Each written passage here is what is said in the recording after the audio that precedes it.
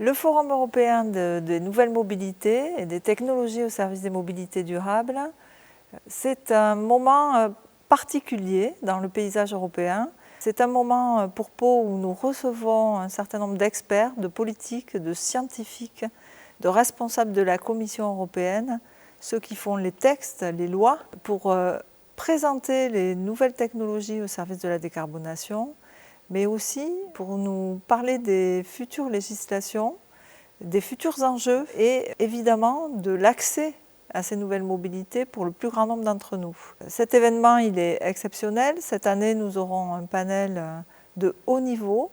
avec le directeur général adjoint des mobilités de la Commission européenne, le directeur général d'Hydrogène Europe, on parle beaucoup d'hydrogène, il sera à Pau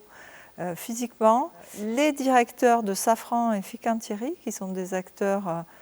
à la fois de l'aérien et du maritime, pour lesquels il y a un enjeu très très important. Nous n'en sommes pas encore à l'industrialisation, mais un certain nombre d'industriels seront aussi là pour nous parler des démonstrateurs qu'ils ont déjà lancés, des résultats en termes d'impact, de neutralité carbone, de leur efficacité, de leur prix, de leur accessibilité.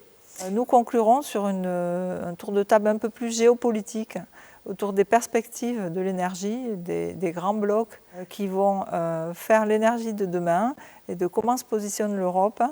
avec toujours en tête un objectif majeur, ne pas décroître